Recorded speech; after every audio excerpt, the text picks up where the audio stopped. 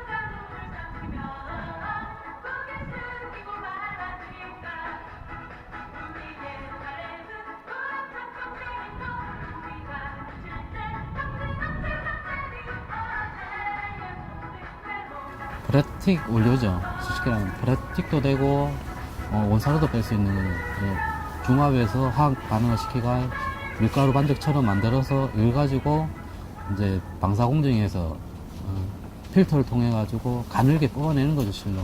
그러니까 여러 가닥을 뭉쳐 가지고 이게 이제 단단한 실이 되는 거죠.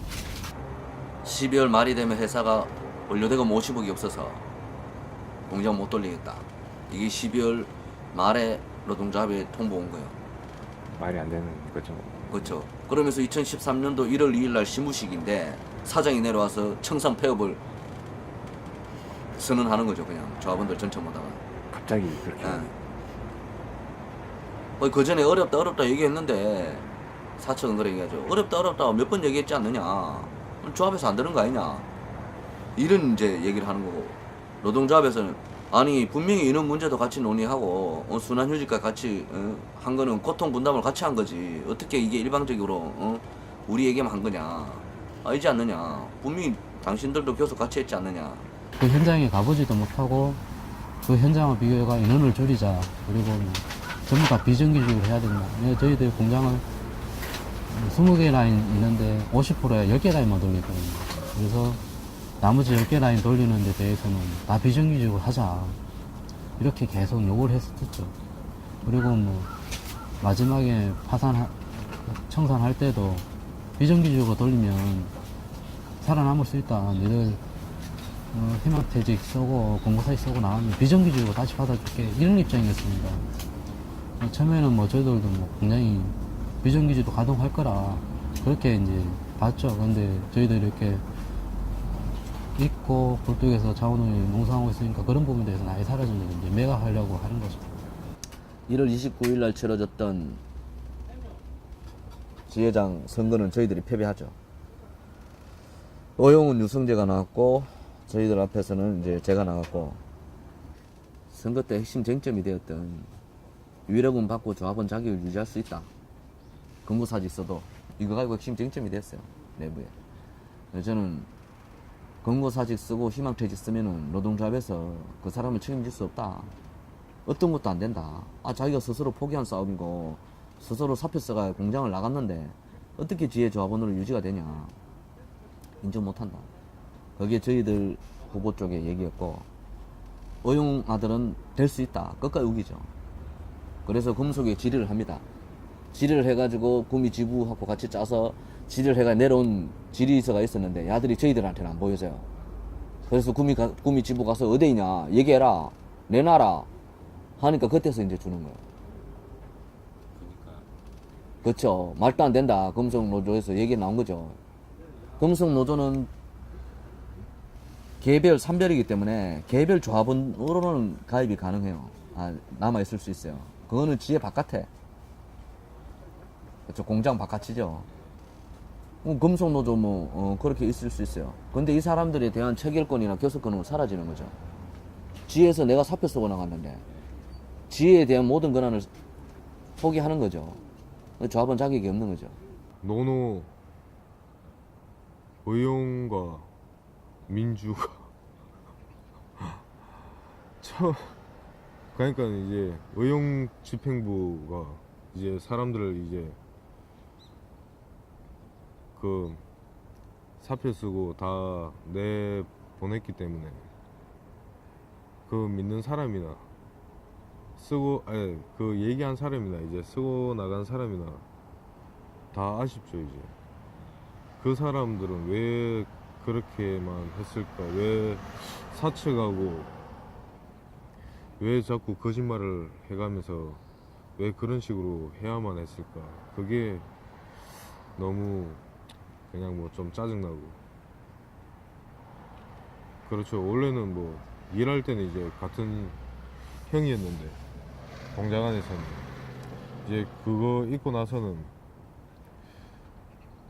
형은 형인데 그냥 말을 안 하죠. 이제. 연락도 안 하고. 원래 그게 좀 많이 아쉽죠. 이제 그런 점이. 우리가 이제 만약에 그런 것도 없고 이제 168명이 다 뭉쳐갖고 있었으면은 강호 형 또 저런 데까지 이제 꿀뚝 위에까지 안 올라가고 빨리 좀 안 끝났을까. 2014년 5월 26일 날 어용이 합의를 한 내용은 체결과 동시에 지혜는 공장을 떠난다. 해고자 1000만원, 희망퇴직자 520만원 추가로 받게 되고, 철거나 매각이나 어떤 부분에 대해서도 관여하지 않는다. 관여했을 시 당사자가 모든 책임을 진다. 그리고 앞으로는 어떠한 요구도 하지 않는다. 체결과 동시에 지혜는 철수한다. 공장에서 이 합의서를 씁니다. 쓰고 나서 27일날 새벽에 5월 27일날 새벽에 차강호 동지가 올라갔고, 밑에서는 이제 제가 책임을 맡는 걸로 해서 싸움이 시작됩니다. 또 2차 싸움이죠. 이윤이 나지 않아서 공장 닫은 거잖아요. 적자를 본 건 사실이거든요. 근데 적자는 이제 처음에 초기 자본이 워낙 처음에 한국가스 인수하면서 초기 자본이 워낙 많이 들어갔어요. 그래서 초기 자본이 대충 하더라도 400억 정도 들어갔으니까. 근데 그걸 이제 계속 이제 부채로 갖고 가면서 실을 팔더라도 그 부채를 갚아 나가야 되니까 이게 적자로 계속 남아있는 거고. 적자 폭은 줄고 있었죠. 줄고 있었는데 이제 나아지는 상황이었다. 그렇죠. 그런데 이제 일방적으로 세웠고, 사측은 이제 다 정리됐으면은 해고자들이 없었으면 아마 공장 돌렸을 거예요. 그 기간에 아마 2013년도 상반기 그걸 바라본 것 같고, 이 노동자를 일단 죽여야 된다, 없애야 된다. 이게 핵심 공격 포인트가 됐었던 것 같아요. 그리고 두 번째는 그 이후의 작업은 비정기적으로 한다. 공장을 돌린다. 경기 봐가면서 이제 비정기적으로 돌린다. 이게 핵심이었던 것 같은데, 이게 이제 바뀌기 시작한 게 2013년도 연말이 지나면서 바뀐 것 같아요. 그 전까지는 이제 그런 움직임이 없었으니까. 그래서 갑자기 이제 선회를 한 거죠. 더 이상 안 되겠다 해서 이제 판 거, 세 번째 안. 팔고 이득을 차라리 만든다. 이런 거예요. 그렇죠. 처음에 야들이 한국가스 인수할 때도 자산 평가를 합니다.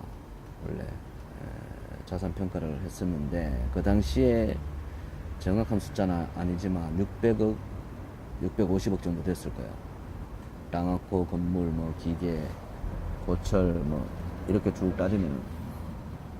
근데 399억에 인수했으니까 산업은행이 뭐 퇴직금과 워낙 말물리 있으니까 퇴직금이 저희들이 330억 있고 고용해준다는 조건으로 헐값에 넘긴 거죠. 지들도 손해는 안 봐요. 산업은행도 빌려준 돈이 그 정도이니까.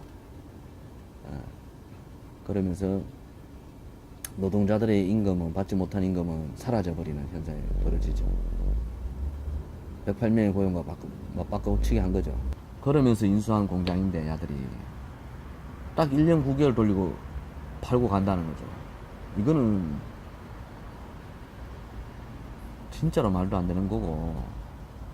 그리고 지금 우리가 인원이 많이 남아있는 것도 아니에요. 11명이 남아있단 말이에요. 책임을 져야 되는 거죠, 정확하게. 11명에 대해서는. 지 그렇게 헐값에 사가지고, 예? 공장 운영하다가 1년 9개월 만에 다 팔고 간다는 건데, 그동안에 투자됐던 돈이 장난 아니다. 그래서 팔고 나면은, 비슷해진다. 이렇게 주장하는 거거든요. 근데 399억에 인수할 때 한국합선의 노동조합이 강승인건 모르고 인수할 리가 없죠. 1년 동안 준비했기 때문에. 30개까지. 그렇죠. 그리고 이 공장장을 매수해가지고 같이 돌아왔는데, 모르겠어요. 한국합선이 어떤 노동조합인가 알죠. 그리고 공장이 장치산업이기 때문에 최소 4년, 5년을 넘겨야지 손익분기점이 된다는 건 저들도 알고 있었어요. 그래서 처음에 합의할 때 무쟁이 5년을 요구했던 거예요, 아들이. 이런 놈들이 1년 9개월 딱 돌리고 먹고 날라는 거죠. 399억에 해가지고 지금 땅이 32,000평인데 평당 저희들이 알아봤을 때는 80만원에서 110만원이에요. 그러니까 이걸 또 분할해가지고 요즘은 구미지역은 이제 옛날 공장을 다 밀고 이제 큰 공장 만약에 3만 평 정도 되는 데는 2,000평, 1,000평 이렇게 분할해 팔아요. 그러면은 이제 땅값이 더 오르죠. 그리고 뭐 고철이나 뭐 기계 뭐 다 합치면은 상당할 겁니다. 지들 얘기로도 600억 된다 하니까, 넘는다 하니까. 그러니까 이게